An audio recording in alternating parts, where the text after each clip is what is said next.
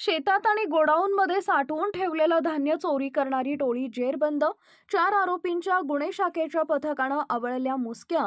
3 फरार आरोपींचा शोध सुरू. कारवाईत 10,77,000 रुपये किमतीचा मुद्देमाल जप्त. शेतात आणि गोडाऊनमध्ये साठवून ठेवलेलं धान्य चोरी करणाऱ्या टोळीच्या जालना गुन्हे शाखेच्या पोलिसांनी मुसक्या आवळल्यात. या कारवाईत 4 आरोपींच्या गुन्हे शाखेच्या पथकानं मुसक्या आवळत 11.25 लाखांचा मुद्देमाल जप्त केलाय.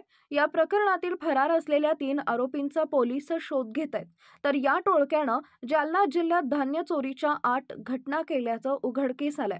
जालन्यातील मंठा, जाफराबाद, भोकरदन, मौजपुरी सारख्या गावात या टोळीनं विविध प्रकारचे साठवणूक केलेले धान्य या टोळीनं लांबवल्याची कबुली दिली आहे. या घटनेचा तपास करत असताना पोलिसांनी बळीराम फुके, संदीप वाघमारे, आनंद मोरे आणि प्रकाश जिने या 4 आरोपींना अटक करण्यात आलेल्या आरोपींची नावं आहेत.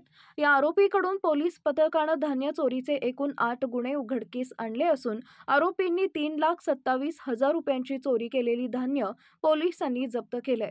तर आरोपींनी गुन्ह्यात वापरलेली एक स्विफ्ट डिझायर कार, एक पिकअप वाहन आणि चोरी केलेलं धान्य असा एकूण 10,77,000 रुपये किमतीचा मुद्देमाल पोलिसांनी कारवाईत जप्त केलाय. आरोपितांना पुढील गुन्ह्याचा तपासकामी पोलीस ठाणे जाफराबाद व पोलीस ठाणे मौजपुरी यांच्या ताब्यात देण्यात आलेला आहे.